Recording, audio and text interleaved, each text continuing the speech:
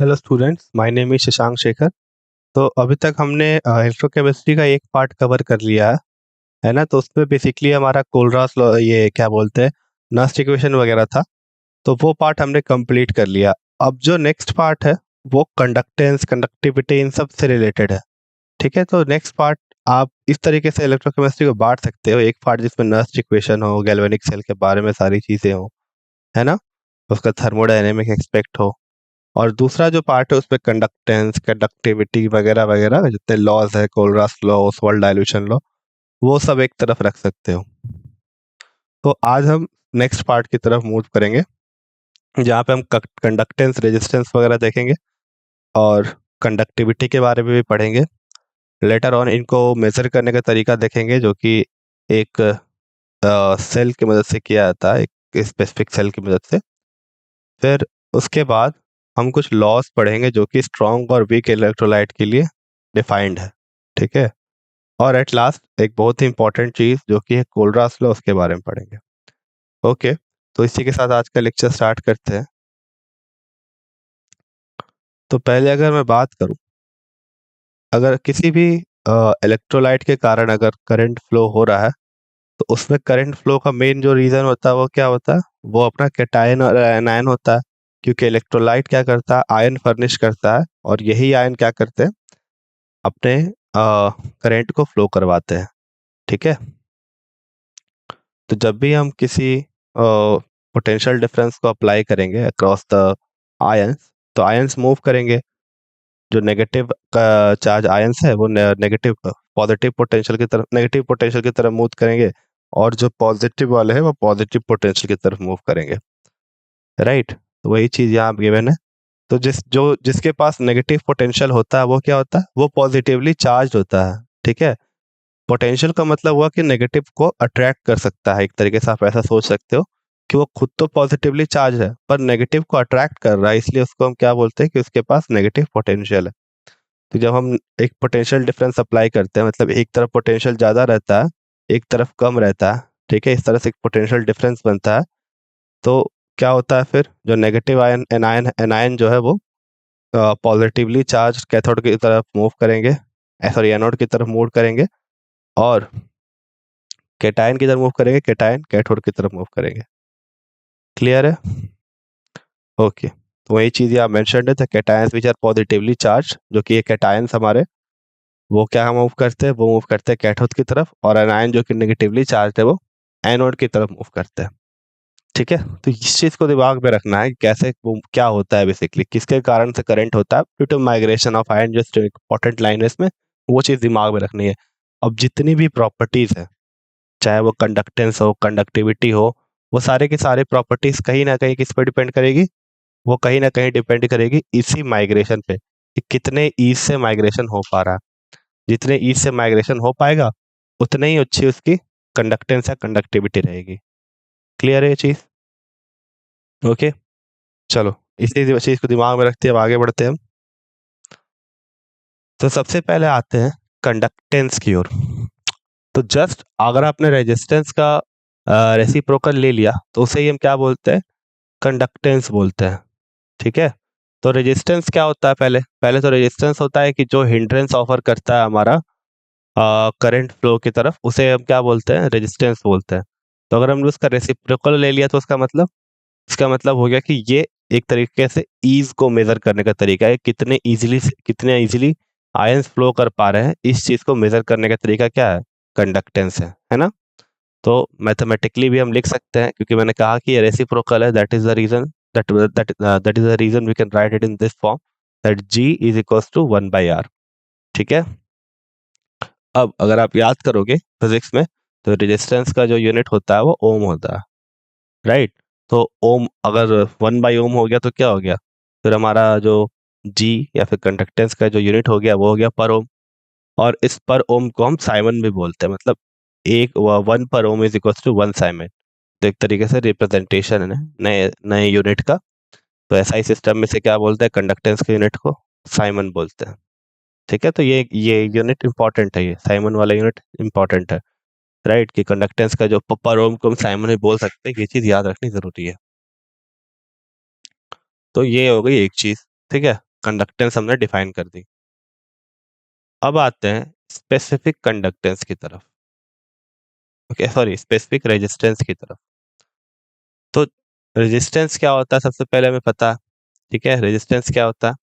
Resistance होता है हमारा जो डिफिकल्टी है, जो कि हमारा सिस्टम या फिर जो भी इलेक्ट्रोलाइट या फिर वायर जो ऑफर करती है, ऑब्स्टिकल ऑफर करती है, उसको मेजर करने का एक तरीका है, ठीक है। ये हमारा रेजिस्टेंस है। तो जब हम इसी रेजिस्टेंस को एक सर्टेन डायमेंशन के लिए डिफाइन कर दे, तो उसे हम क्या बोलते हैं? उसे हम बोलते हैं स्पेसिफिक रेजिस्टेंस, ठीक है। वर्ड से ही पता लग रहा है कि है तो रेजिस्टेंस ही, पर कुछ स्पेसिफिसिटी के साथ है। तो क्या स्पेसिफिसिटी है? स्पेसिफिसिटी ये है कि हमने लेंथ को क्या कर दिया? यूनिट कर दिया, ठीक है। यूनिट वन यूनिट कर दिया। सिमिलरली एरिया को 1 यूनिट स्क्वायर कर दिया। तो अगर आप ऐसा यूनिट में ले रहे हो तो लेंथ हो गया 1 मीटर और एरिया हो गया 1 मीटर स्क्वायर। तो अगर मैं दोबारा से अगर डिफाइन करना चाहूँ तो रेजिस्टेंस किसे कहते हैं? ओके मतलब स्पेसिफिक रेजिस्टेंस किसे कहते हैं? तो स्पेसिफिक रेजिस्टेंस वो रेजिस्टेंस है जब हमारा जो भी हमने बॉडी लिया है फ्लो करवाने के लिए चार्ज को, उसका लेंथ क्या 1 मीटर हो और एरिया 1 मीटर स्क्वायर हो, तब तब जो रेजिस्टेंस निकल के आता है उसे हम क्या कहते हैं? स्पेसिफिक रेजिस्टेंस कहते हैं। तो वही चीज गिवन है कि specific resistance is defined as the resistance of a specimen. Specimen अब कोई भी हो सकता है, इलेक्ट्रोलाइट और या फिर आप वायर, दोनों में से कोई भी ले सकते हो। तो उसका हमने क्या कर दिया? डिफाइन कर दिया है डायमेंशन की, वो 1 मीटर इन लेंथ होगा और 1 मीटर स्क्वायर इसका क्रॉस सेक्शन होगा। क्लियर है? तो अब अगर 1 मीटर लेंथ है और 1 मीटर स्क्वायर अगर एरिया है, तो वॉल्यूम क्या हो गया? ऑफ कोर्स 1 मीटर क्यूब हो गया। लेंथ इंटू एरिया की टू द वॉल्यूम। ओके, तो ये चीज क्लियर हो गई यहाँ पे। अब जैसे रेजिस्टेंस का अपोजिट क्या था हमारा? कंडक्टेंस था। तो स्पेसिफिक रेजिस्टेंस का भी अपोजिट क्या होता है? Specific conductance. तो स्पेसिफिक रेजिस्टेंस को हम रो से सिंबलाइज कर रहे थे, तो हमने इसका क्या ले लिया? अपोजिट ले लिया, 1/रो। और इसे हम क्या बोलते हैं? स्पेसिफिक कंडक्टेंस बोलते हैं, ठीक है। तो अगेन ये कंडक्टेंस किसका कंडक्टेंस है? ये कंडक्टेंस एक स्पेसिफाइड डायमेंशन का कंडक्टेंस है, जिस स्पेसिफाइड डायमेंशन में हम एरिया 1 मीटर स्क्वायर लेते हैं और लेंथ 1 मीटर लेते हैं, ठीक है। ऐसे डायमेंशन वाले स्पेसिमेन के कंडक्टेंस को हम क्या बोलते हैं? स्पेसिफिक कंडक्टेंस बोलते हैं, ठीक है। और इसको हम डिनोट जनरली कप्पा से करते हैं। तो अभी अपने फॉर्मूला देखा, R is equal to rho L by A, तो हमने लेंथ और एरिया को 1 1 कर दिया, तो कैंसल आउट हो गए। तो रेजिस्टेंस किसके बराबर हो जाएगा? रो के बराबर हो जाएगा। अब यही फॉर्मूला हम दोबारा से यूज करेंगे, तो कप्पा क्या हो जाएगा? 1/रो, है ना। ये कप्पा क्या हो जाएगा? 1/रो हो जाएगा ऑफ कोर्स। और 1/रो क्या हो जाएगा? 1/R L/A। ओके, क्लियर है? 1/R को हमने पहले ही डिफाइन कर दिया था, कंडक्टेंस होता है। और लेंथ और एरिया तो हमें पता ही है कि हम देख लेंगे वो अकॉर्डिंग टू योर क्वेश्चन कि क्या होगा लेंथ और एरिया। तो फाइनली हमारा फॉर्मूला क्या हो जाएगा कप्पा का? Length by area into conductance. अगर आप याद करो तो कंडक्टेंस का क्या था? यूनिट क्या था? एक तो पर ओम था, पर ऐसा यूनिट में क्या यूनिट था उसका? ऐसा यूनिट में उसका यूनिट था साइमन, ठीक है। तो यहाँ राइट साइड में यूनिट क्या आ गया? साइमन आ गया। लेंथ बाय एरिया का यूनिट क्या आ जाएगा? लेंथ का यूनिट मीटर है और एरिया का यूनिट मीटर स्क्वायर है। तो metre by metre square that will give you metre inverse. तो यूनिट क्या हो गया? कंडक्टेंस का साइमन हो गया और इस वाले पार्ट का हो गया मीटर इनवर्स। तो ओवरऑल यूनिट क्या हो गया? Siemens metre inverse. तो unit of specific conductance overall क्या हो गया? Siemens metre inverse. तो ये चीजें याद रखना इंपॉर्टेंट है, ठीक है। Unit is very important in this part. जिधर हम बात करें कंडक्टेंस की कि इसका कंडक्टेंस का यूनिट क्या होता है? साइमन होता है। स्पेसिफिक कंडक्टेंस का यूनिट क्या होता है? साइमन पर मीटर होता है। ये बात क्लियर है? ओके, चलो अब और कुछ टर्मिनोलॉजी देखते हैं इसके आगे। तो नेक्स्ट जो हम टर्मिनोलॉजी पढ़ेंगे उसे हम कहते हैं इक्विवेलेंट कंडक्टेंस, ओके। अब अगर मैं बात करूँ स्पेसिफिक कंडक्टेंस की, तो स्पेसिफिक कंडक्टेंस जो है ना अपना, वो जनरली डिफाइन होता है मेटालिक कंडक्टर के लिए। उसके लिए ज़्यादा सुटेबल है कि हम उसमें एरिया और लेंथ को अपने हिसाब से डिफाइन कर सकते हैं। तो अगर अगर मैं इलेक्ट्रोलाइट्स में कंडक्टेंस की बात करूँ, तो उसमें जो ज़्यादा इंपॉर्टेंट होता है या फिर जो ज़्यादा सिग्निफिकेंट होल्ड करता है वो होता है इक्विवेलेंस कंडक्टेंस, ठीक है। इसमें रेदर देन हम अपने डायमेंशंस को नहीं कंसिडर करके हम इलेक्ट्रोलाइट के कंसंट्रेशन पर फोकस करते हैं, ठीक है। क्योंकि मतलब अब इलेक्ट्रोलाइट पे फोकस करते हैं तो वही चीज़ मेंशन्ड है कि it is the specific conductance जो है वो मेटालिक कंडक्टेंस के लिए डिफाइन है, और इलेक्ट्रोलाइटिक कंडक्टेंस के लिए जो होता है वो मेनली चीज़ें कंसंट्रेशन पर डिपेंड करती है। तो इसीलिए हम क्या यूज़ करते हैं, इसीलिए हम यूज़ करते हैं इक्विवेलेंस कंडक्टेंस। ओके, चलो अब देखते हैं इक्विवेलेंट कंडक्टेंस होता क्या है।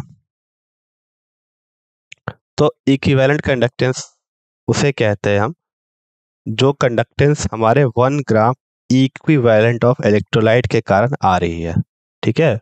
क्या कहा मैंने कि the conductance which is offered by 1 gram equivalent of what of the electrolyte is called as equivalent conductance.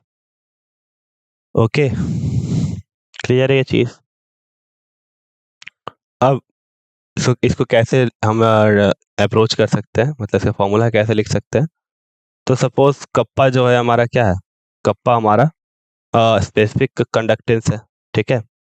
तो कप्पा को जब हम 5 में से मल्टीप्लाई कर देते हैं तो हमें क्या मिल जाता है, तो हमें बेसिकली अपना इक्विवेलेंट कंडक्टेंस मिल जाता है, जहाँ पे 5 क्या है, सबसे इंपॉर्टेंट ये कि 5 क्या है।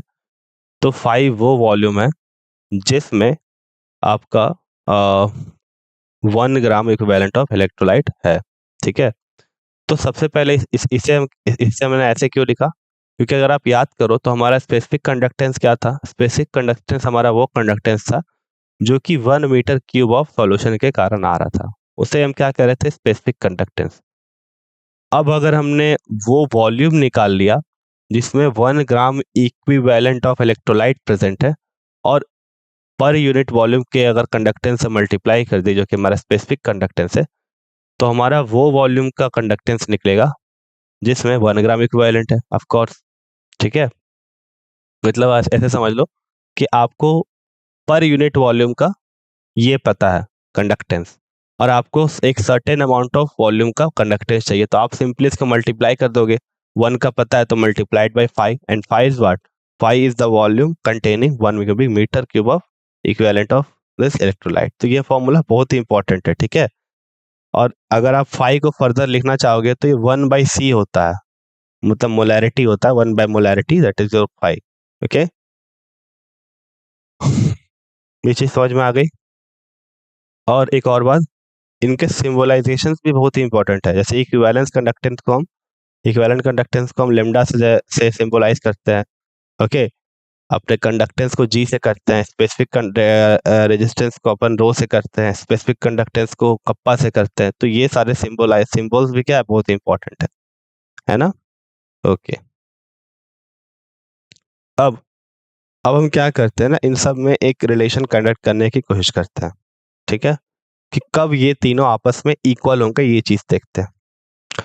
अब सपोज हमने एक ऐसा सेटअप बैठाया जिसमें जो हमारा 1 मीटर क्यूब वॉल्यूम है, ठीक है, उसमें ऑलरेडी सब्सटेंस प्रेजेंट है। मतलब जो वॉल्यूम हम यहाँ पे 5 लिख रहे थे, that was containing 1 gram of equivalent of the electrolyte is 1। तो 5 की वैल्यू क्या हो जाएगी, 1 हो जाएगी, है ना। और सपोज हम जिस इलेक्ट्रोलाइट की बात कर रहे हैं उसका वॉल्यूम भी क्या है, 1 मीटर क्यूब है। 1 मीटर क्यूब वॉल्यूम कैसे, कि हमने इलेक्ट्रोलाइट्स को क्या कर दिया, 1 मीटर अपार्ट रख दिया, ठीक है। और जो सॉल्यूशन का जो एरिया ऑफ क्रॉस सेक्शन है वो भी 1 मीटर स्क्वायर कर दिया। तो मतलब सपोज अगर ये दोनों इलेक्ट्रोड है तो इनके बीच का डिस्टेंस 1 मीटर है, और सपोज जो इलेक्ट्रोलाइट है इनके बीच में, एक इलेक्ट्रोलाइट होगा ना, इलेक्ट्रोलाइट किसी न किसी कंटेनर में रखा होगा, किसी क्यूबाइडल या क्यूब शेप में, तो उसका एरिया हमने 1 मीटर कर दिया, 1 मीटर स्क्वायर कर दिया। लेंथ 1 मीटर हो गया, एरिया 1 मीटर स्क्वायर हो गया, तो यूनिट क्या हो जाएगा, वॉल्यूम क्या हो जाएगा, ऑफ कोर्स 1 मीटर क्यूब हो जाएगा। तो अब ये जो कंडक्टेंस निकल के आएगा, ये कंडक्टेंस हम डायरेक्टली स्पेसिफिक कंडक्टेंस बोल सकते हैं, क्योंकि स्पेसिफिक कंडक्टेंस बेसिकली क्या था, स्पेसिफिक कंडक्टेंस वो कंडक्टेंस था जिसमें कि अपना जो कंडक्टेंस है वो 1 मीटर क्यूब के लिए डिफाइंड है ना। तो दो चीजें हैं, पहले तो हमने 1 मीटर क्यूब का एक सॉल्यूशन लिया, ठीक है, और उस 1 मीटर वॉल्यूम में 1 gram equivalent of electrolyte add कर दिया। तो ये जब चीज हमने स्पेसिफाई कर दी तो हम कह सकते हैं कि लेमडा इज इक्वल्स टू के इज इक्वल्स टू जी। ठीक है, ये तीनों क्या हो जाएगी, बराबर हो जाएगी, क्योंकि हमारा जी क्या है, कंडक्टेंस है। चलो ठीक है, हमने कंडक्टेंस मेजर किया, किसका मेजर किया, जिसमें एरिया वन, जिसमें वॉल्यूम 1 मीटर क्यूब था, और इसी को हम क्या बोलते हैं, स्पेसिफिक कंडक्टेंस। तो जी कप्पा के बराबर हो गया। और इस 1 मीटर क्यूब में कितना इक्विवेलेंट था, एक इक्विवेलेंट था। अब हम इसे क्या बोलते हैं, इसे हम बोलते हैं लेमडा, जो कि इक्विवेलेंट कंडक्टेंस। तो लेमडा इज इक्वल्स टू के कप्पा इज इक्वल्स टू जी। ठीक है, जब हम 1 मीटर कप सॉल्यूशन ले और उसमें 1 ग्राम इक्विवेलेंट सब्सटेंस डिसॉल्व करें, तब ये चीज देखी जाती है। क्लियर है ये चीज। तो वही चीज यहाँ मेंशन्ड है कि हमने 1 मीटर क्यूब सॉल्यूशन में 1 ग्राम इक्विवेलेंट ऑफ इलेक्ट्रोलाइट को डिसॉल्व कर दिया। तो अकॉर्डिंग टू डेफिनेशन हम बोल सकते हैं कि कंडक्टेंस इक्वल होगा स्पेसिफिक कंडक्टेंस के, और स्पेसिफिक कंडक्टेंस इक्वल होगा इक्विवेलेंट कंडक्टेंस के। कब, जब हम 1 मीटर क्यूब सॉल्यूशन ले और उसमें 1 ग्राम इक्विवेलेंट इलेक्ट्रोलाइट डिसॉल्व कर दे। ये चीज समझ में आ गई। ओके, अब आते हैं मोलर कंडक्टेंस पे। ठीक है, तो अभी तक हमने इक्विवेलेंट कंडक्टेंस की बात की, जहां हम 1 इक्विवेलेंट के लिए कंडक्टेंस को डिफाइन कर रहे थे। अब हम क्या करेंगे, 1 मोल ऑफ इलेक्ट्रोलाइट के लिए कंडक्टेंस को डिफाइन करेंगे। तो वो कंडक्टेंस जो कि 1 मोल ऑफ इलेक्ट्रोलाइट के कारण आ रही है, उसे हम क्या बोलते हैं, उसे हम बोलते हैं मोलर कंडक्टेंस, है ना। उसे हम डिनोट करते हैं लेमडा एम से। क्लियर है। ओके, तो अब हम बोल सकते हैं अगेन, अब अगर अपने पिछले फॉर्मूला को याद करो, जहाँ पे लेमडा इज इक्वल्स टू के इंटू फाइव था। फाइव क्या था हमारा, वो कंसेंट्रेशन जिसमें, सॉरी वो वॉल्यूम जिसमें अपना 1 ग्राम इक्विवेलेंट प्रेजेंट हो। तो वही सेम चीज हम यहाँ पे यूज करेंगे लेमडा एम के लिए। इसी तरीके से फॉर्मूला निकालने की कोशिश करेंगे। तो लेमडा एम को हम किससे, किसके इक्विवालेंस करेंगे, कप्पा के। ठीक है, कप्पा के इक्विवालेंस करेंगे, कैसे करेंगे, 1/c से मल्टीप्लाई करके, क्योंकि 1/c हमारा क्या है, 1/c हमारा वो वॉल्यूम होगा जिसमें 1 मोल ऑफ इलेक्ट्रोलाइट प्रेजेंट होगा। ठीक है, तो हमें एक वॉल्यूम का प्रेजेंट पता है, कप्पा अपना कंडक्टेंस होता है, और वो वॉल्यूम भी पता है जिसे 1 मोल प्रेजेंट है। तो अगर इन दोनों को मल्टीप्लाई कर देंगे तो हमारा 1 मोलर, 1 मोलर कंडक्टेंस का मतलब मोलर कंडक्टेंस हमारा यहाँ से निकल जाएगा। क्लियर है चीज। ओके, तो हम कैसे निकालेंगे वो वॉल्यूम जिसमें 1 मोल प्रेजेंट हो। तो अगर आप मोलैरिटी के डेफिनेशन को याद करो, तो मोलैरिटी का डेफिनेशन कहता है कि molarity is the volume containing 1 mole of the substance. अगर हम इसी को रिवर्स कर दें, अगर volume by number of moles per unit volume करके वॉल्यूम पर यूनिट मोल्स कर दे, तो हमें पता चल जाएगा कि एक जो वॉल्यूम है, एक यूनिट वॉल्यूम में कितने मोल प्रेजेंट है। ठीक है, क्लियर है। ओके, तो इसी चीज को दिमाग में रखते हुए हमने क्या किया, इस फॉर्मूला को डिफाइन कर दिया, lambda M is equals to kappa by C, where C is the volume, okay, where C is the, sorry, C is the concentration, okay, और 1/c क्या हो जाएगा, it is the volume containing 1 mole of the substance, है ना। Clear है चीज। Okay, अब आते हैं इसके यूनिट पे। यूनिट कैसे डिफाइन होगा भाई, तो लेमडा एम का यूनिट अगर निकालना है, कप्पा का यूनिट हमें पता है, साइमन पर मीटर होता है। ठीक है, लेमडा कप्पा का यूनिट साइमन पर मीटर होता है। कंसंट्रेशन का यूनिट होता है मोल पर डेसीमीटर क्यूब। अगर एसआई में लिखोगे तो मोल पर मीटर क्यूब, ये ऊपर आएगा, तो ये हो जाएगा मीटर क्यूब पर मोल। ठीक है ना। अब साइमन पर मीटर है, पर मीटर और मीटर क्यूब मल्टीप्लाई होंगे तो मीटर स्क्वायर बचेगा। अब पर मोल तो वैसे ही लिखा आएगा, तो क्या हो गया हमारा, साइमन मीटर स्क्वायर पर मोल। ये क्या हो गया हमारा, ओवरऑल यूनिट हो गया किसका, मोलर कंडक्टेंस का। ठीक है, तो ये दोनों फॉर्मूलाज इंपॉर्टेंट है। अगर मैं इसकी बात करूं, लेमडा इज इक्वल्स टू के इंटू फाइव, तो फाइव हमारा क्या वॉल्यूम था, वो वॉल्यूम था जिसमें 1 ग्राम इक्विवेलेंट प्रेजेंट हो, और 1/c हमारा कौन वॉल्यूम है, वो ये हमारा वो वॉल्यूम है जिसमें 1 मोलर सब्सटेंस प्रेजेंट हो। क्लियर है ये चीज। दोनों की यूनिट्स भी इंपॉर्टेंट है, साइमन मीटर स्क्वायर पर मोल। ओके, कप्पा का साइमन पर मीटर, कंडक्टेंस का क्या हो गया, कंडक्टेंस का यूनिट सिंबल क्या हो गया, जी हो गया। यहाँ तक चीजें समझ में आ गई। ओके, अब आगे बढ़ते हैं। अब आते हैं मेजरमेंट ऑफ कंडक्टिविटी की तरफ। तो अपन ने ये सारी चीजें तो देख ली, ठीक है, कंडक्टेंस, कंडक्टिविटी एंड ऑल, ये सारी चीजें देख ली। अब इनको मेजर करने का तरीका क्या है वो देखते हैं, ठीक है। ये जो प्रॉपर्टीज थी ये बहुत ही इंपॉर्टेंट है। किसी भी इलेक्ट्रोलाइट को अगर आप स्पेसिफाई या डिफाइन करना चाह रहे हो या फिर कहीं यूज करना चाह रहे हो, उसको अप्लाई करना चाह रहे हो, तो आपको पता होना चाहिए कि इसके क्या क्या ऐसा क्या नेचर है, ये कितना कंडक्टेंस ये कितना कंडक्टेंस देता है, क्या इसका रेजिस्टेंस है, क्या इसकी कंडक्टिविटी है ना। तो ये सब चीजें ना पता होनी चाहिए, तभी जाकर के आप इसका यूज या कहीं पे कर पाओगे। तो उसके लिए आपको और सारे के सारे इलेक्ट्रोलाइट के लिए आपको इसका मेजर करना पड़ेगा, ठीक है। तो एक तरीका क्या है, एक तरीका है हमारा व्हीटस्टोन ब्रिज, जिससे हम ये काम कर सकते हैं, ठीक है। पर व्हीटस्टोन ब्रिज में ना इस इलेक्ट्रोलाइट जो सेटअप है, सॉरी जो अपना सेल का जो सेटअप है, उसको सेटअप करना बड़ा मुश्किल काम है। एक तो इसका साइज बड़ा होता है, ठीक है, और दूसरी चीज होती है, तो साइज बड़ा होने से एक तो इसका वॉल्यूम कंट्रोल करना वगैरह वगैरह में दिक्कत आती है ना। और जो दूसरी चीज आती है वो क्या आती है, वो आती है डीसी की। तो डीसी करंट जो अगर हम पास करते हैं, डायरेक्ट करंट अगर पास करते हैं, तो हमारा इलेक्ट्रोलाइट का जो कंपोजिशन है वो चेंज हो जाता है। तो हमारा मेजरमेंट क्या आता है, हमारा मेजरमेंट सही नहीं आता। तो इस चीज को काउंटर करने के लिए पहले तो अपना डीसी की जगह एसी यूज कर लिया, तो पहला तो दिक्कत थी वो दूर दूर हो गई। अब दूसरे आई इसकी कॉम्पेटिबिलिटी की बात, की कैसे इसे हम हैंडल करें, कैसे इसे इजीली इजीली या फिर इसे हम पोर्टेबल बना सके। तो इसके लिए हमने कंडक्टिविटी सेल को डिवाइस किया, ठीक है।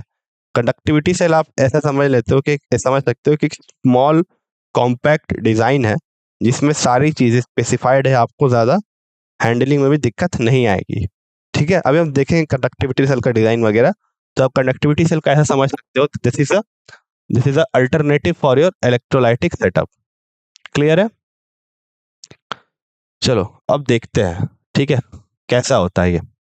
तो यहाँ पे ना दो कंडक्टिविटी सेल के डायग्राम दिए हुए बहुत सारे आते हैं, you can find a number of those in the markets, but यहाँ पे कुछ प्रोमिनेंट वालों का एक डिजाइन दिया हुआ है ना। तो लेफ्ट साइड में हमारा क्या है, लेफ्ट साइड में हमारा प्लेटिनम वाला है, ठीक है। प्लेटिनम वाले में क्या होता है कि यहाँ पे प्लेटिनाइज प्लेटिनम इलेक्ट्रोड लगा हुआ होता है, जो कि ऑफ कोर्स आपको पता है कि हाइड्रोजन गैस में यूज होता था, क्योंकि ये इनर्ट होता है, ठीक है। अब बीच में आप अपना इलेक्ट्रोलाइटिक सॉल्यूशन भर लो, और ये एक ट्यूब टाइप का बना हुआ है, इसमें एक ओपनिंग है अपना सॉल्यूशन भरने के लिए, और ये कनेक्टिंग वायर्स है। तो ये देखो ये कितना इजी टू हैंडल होगा as compare to your setup that we have seen till now. जैसे आप कंपार्टमेंट लेते हैं, वो ओपन रहते हैं, उनका हैंडल करना अलग अलग कंपार्टमेंट्स का, तो ये चीज़ों में दिक्कत आती है ना। तो इसीलिए हमने एक तो ये डिज़ाइन ले लिया, या फिर आप ये भी ले सकते हो। ये अलग अलग सिर्फ डिज़ाइन है, कॉन्सेप्ट आपका सेम है, ओके। कॉन्सेप्ट क्या है, सेम है।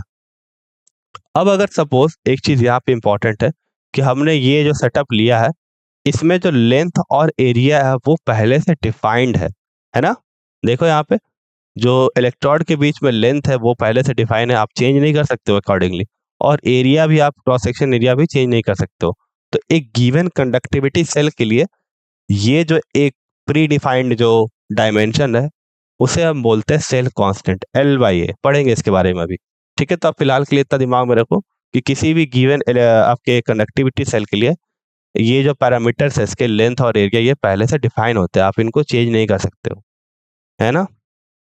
ओके, यहाँ पे भी देखो उसी तरीके से चीज़ें पहले से डिफाइंड है, एरिया, लेंथ वगैरह सब। तो ये भी कुछ सेम काम ही करता है, सिर्फ डिफरेंट डिफरेंट डिजाइन का है। तो इसमें हमने क्या लिया, प्लेटिनम इलेक्ट्रोड दोबारा से लिया है, जो कि कनेक्टिंग वायर से जुड़े हुए हैं, और इसमें अपना इलेक्ट्रोलाइटिक सॉल्यूशन लिया है। क्लियर है।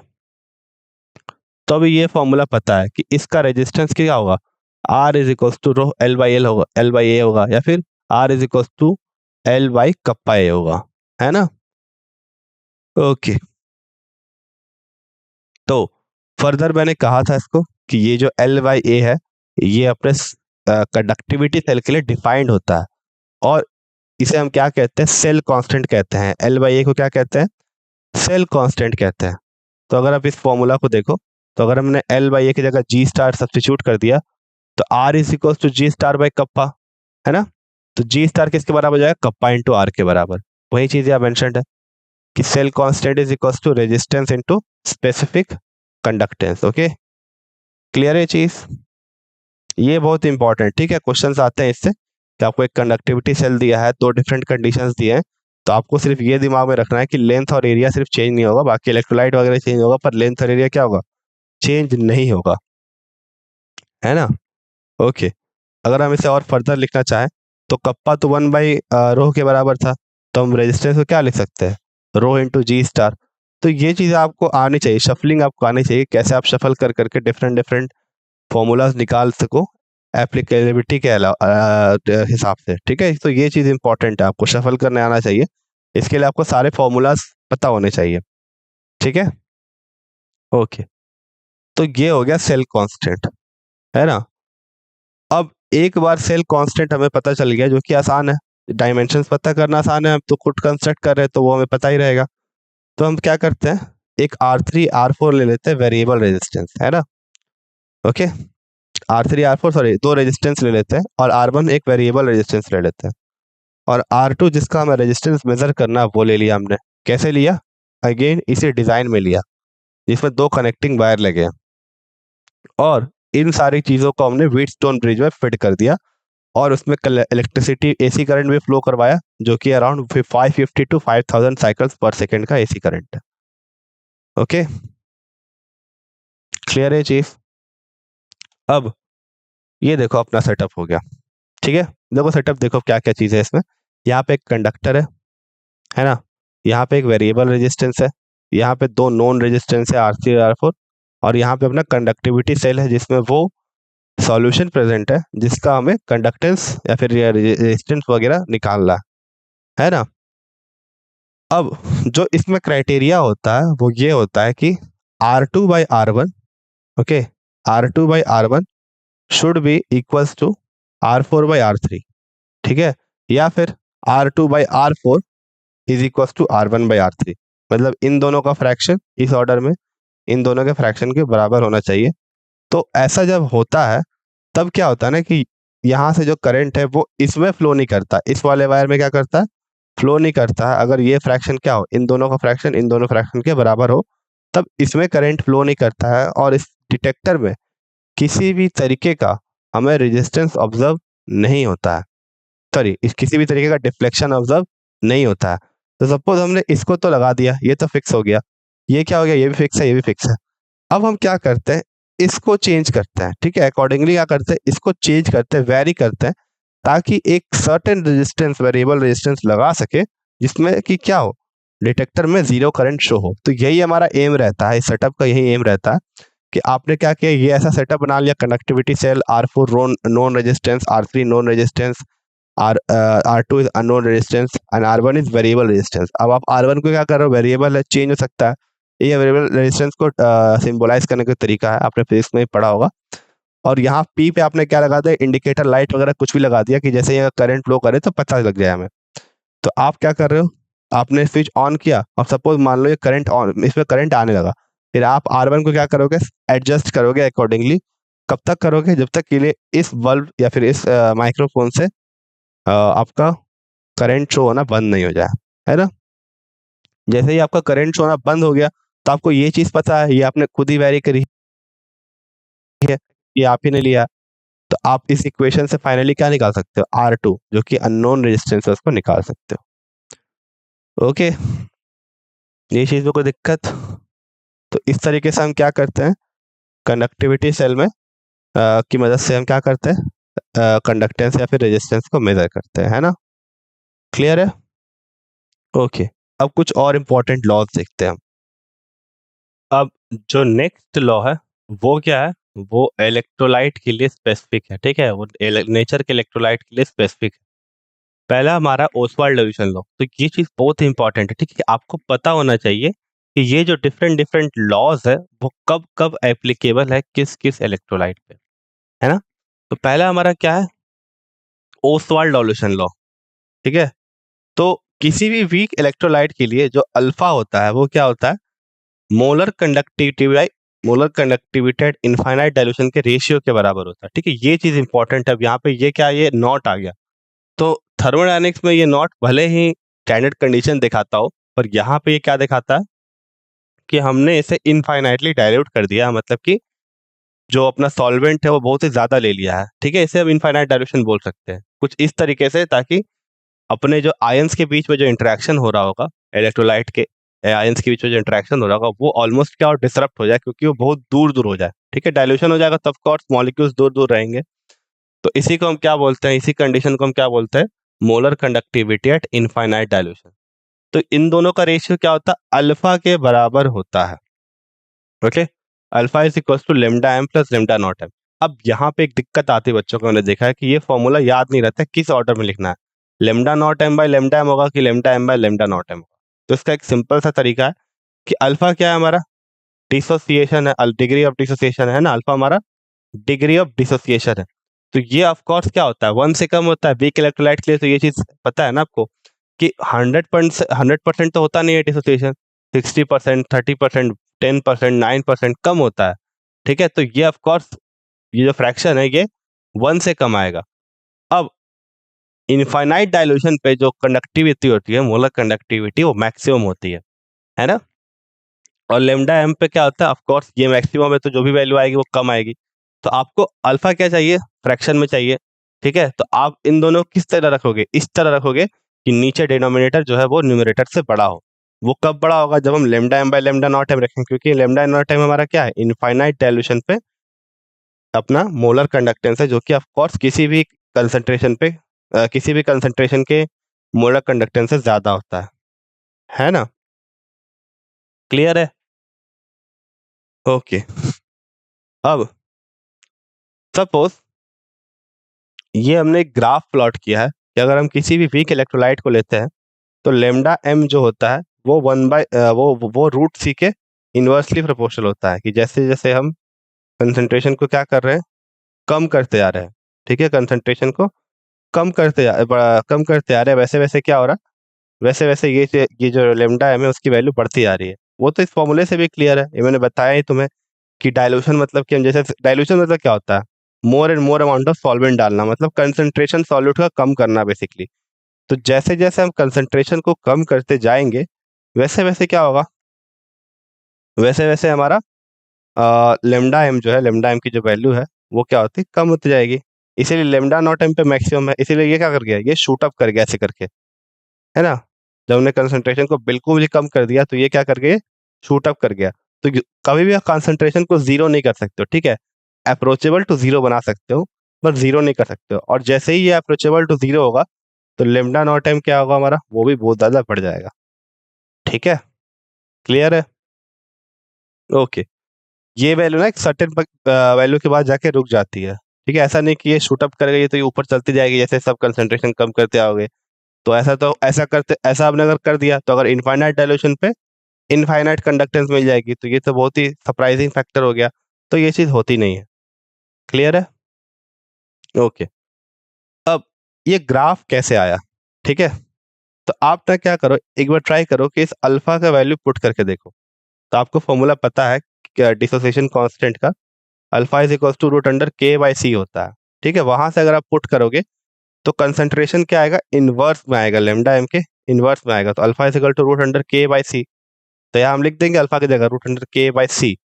तो के तो कांस्टेंट है, तो 1/√c हमारा क्या हो गया, यहाँ पे आ जाएगा।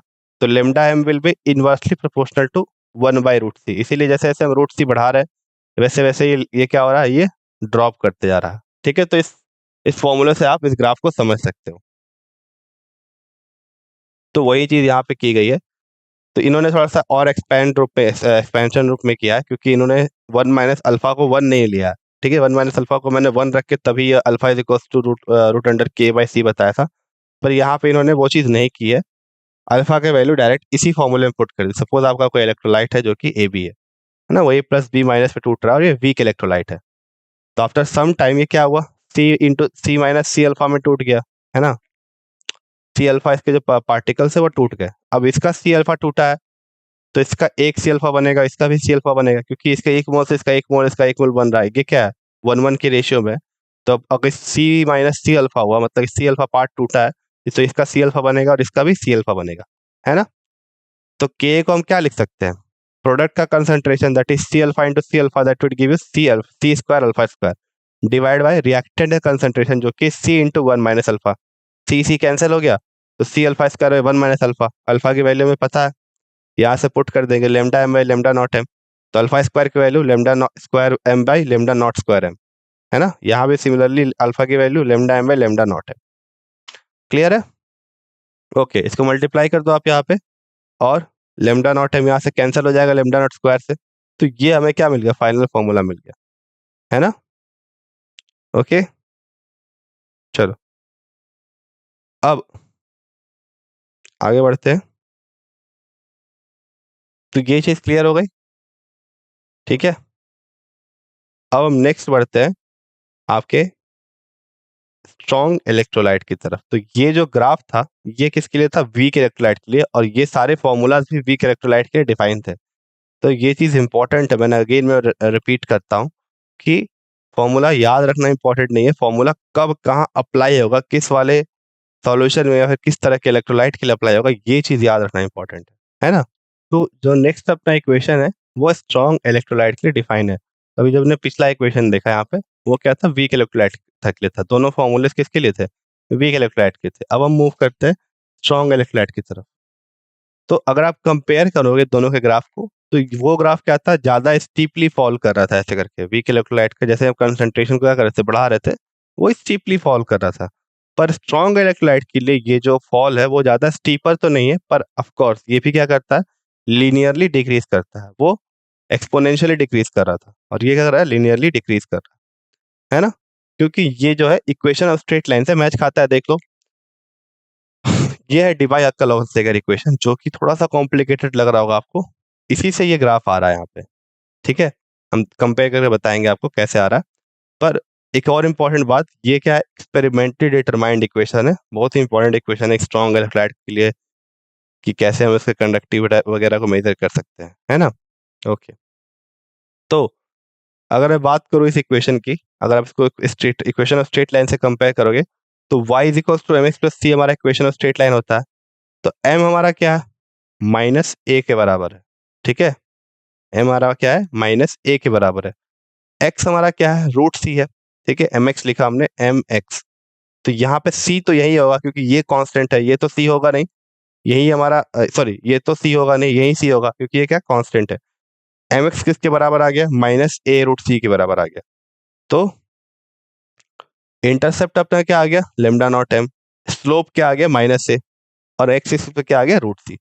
तो क्योंकि हमारा जो ए होता है वो पॉजिटिव होता है, और इसके आगे उन्होंने नेगेटिव साइन लगा दिया, अभी मैंने ये चीज़ मैं नहीं बताऊंगा, ठीक है, कि क्यों ये पॉजिटिव हो रहा है, ये चीज़ अभी हम नहीं डिस्कस करेंगे। तो आप इतना दिमाग में रखो कि ये चीज़ पॉजिटिव होती है, और इसके आगे उन्होंने नेगेटिव साइन लगा दिया है, तो ये भी क्या करेगा, फॉल करेगा। तो ये देखो कब होता जा रहा है, धीरे धीरे नेगेटिव स्लोप के साथ। और इंटरसेप्ट क्या है, लेमडा नॉट एम है, मतलब कि ये ऑरिजिन से यहाँ तक का डिस्टेंस, जहाँ पे ये लाइन कट कर रही है, कर्व ये कट कर रही है वाई एक्सिस को, या फिर लेमडा एम के एक्सिस को, इसे हम क्या कहेंगे, लेमडा नॉट एम कहेंगे। तो ये क्वेश्चन आ सकते हैं, ठीक है, ऐसे करके कि आपको एक ग्राफ गिवन हो, इस हाइट के बारे में डिस्क्रिप्शन दिया हो, क्या ये हाइट है, ठीक है, और आपको फर्दर क्वेश्चन कंसंट्रेशन गिवन है, तो आपको लेमडा एम कैलकुलेट करने के लिए बोला जा सकता है, ठीक है।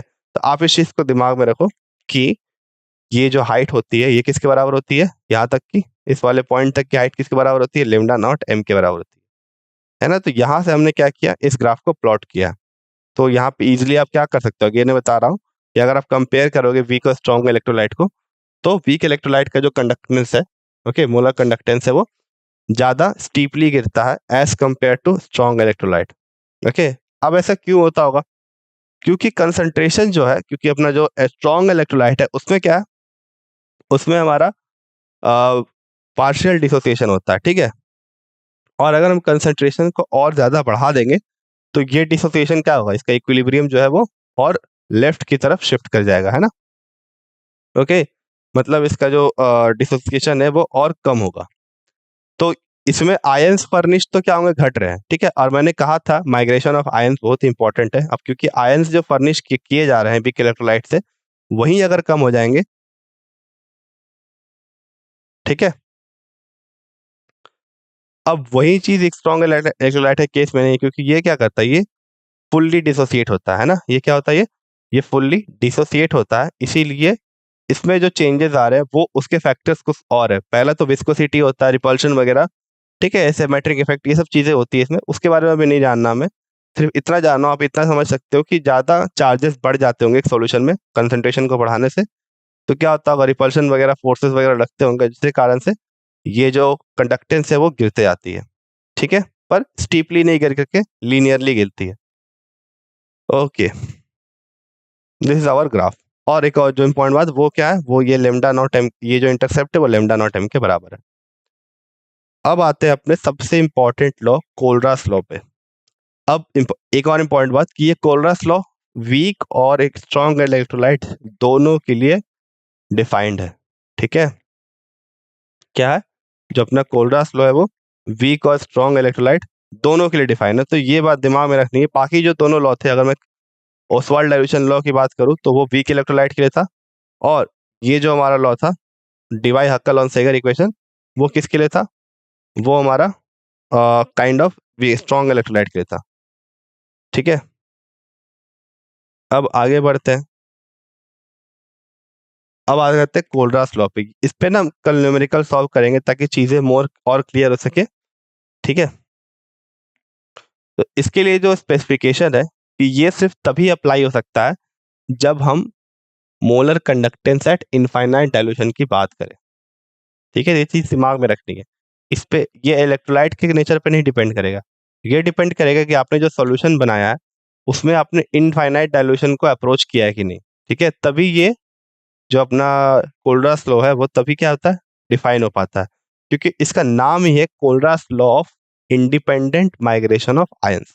मतलब जो आयंस का माइग्रेशन हो रहा है आपस में, उनमें कोई रिलेशन नहीं है, ठीक है, उसमें कोई इंटरेक्शन नहीं हो रहा है, तभी ये कोलरास लॉ को हम यूज कर सकते हैं। और ऐसा कब होता है, जब हम इनफाइनाइट डाइल्यूशन लेते हैं, जब मॉलिक्यूल्स या फिर आयंस क्या होते हैं, कंपैरेटिवली ज्यादा दूर दूर प्रेजेंट हो, तो उनके बीच में इंटरेक्शन जो है वो कम, ऑलमोस्ट नेग्लिजिबल हो जाता है ना।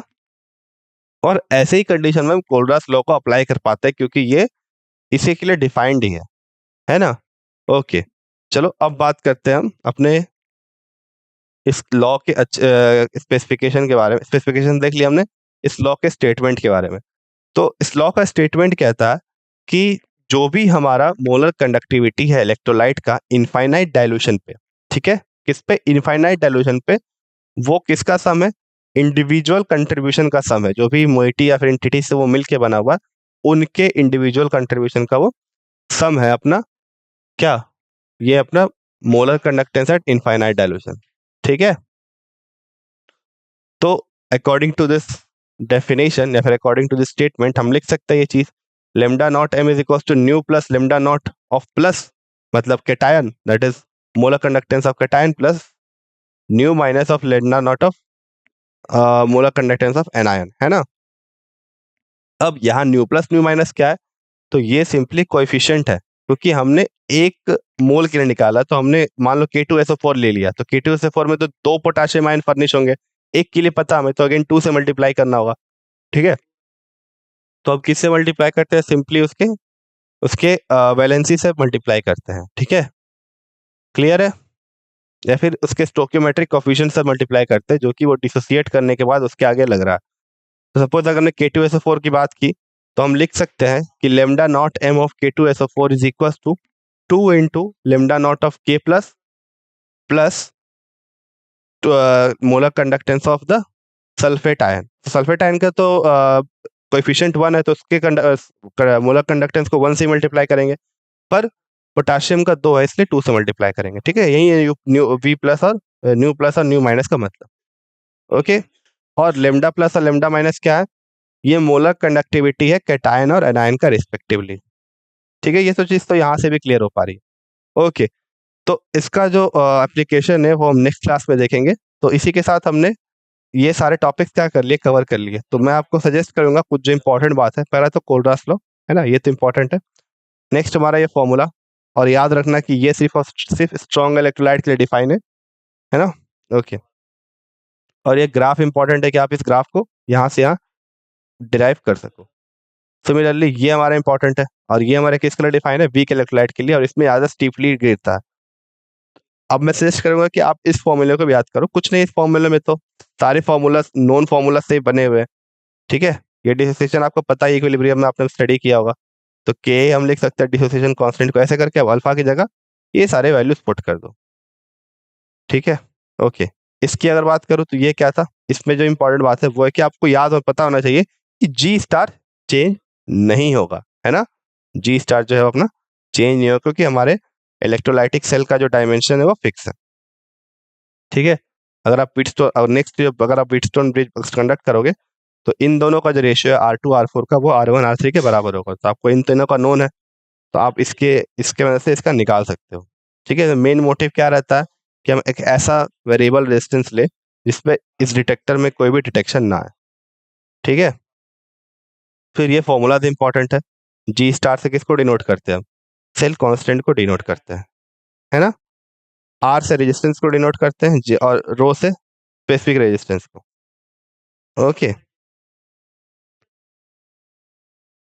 अब ये फॉर्मूला इंपॉर्टेंट है, lambda M is equal to kappa by c, और इससे जो रिलेटेड एक दूसरा फॉर्मूला था वो था ये, लेमडा इज इक्वल टू के into five, five is the volume containing 1 gram equivalent of the substance where 1 by c is the volume, 1 by c की बात कर रहा हूँ, c की नहीं, 1 by c is the volume containing 1 mole of that electrolyte।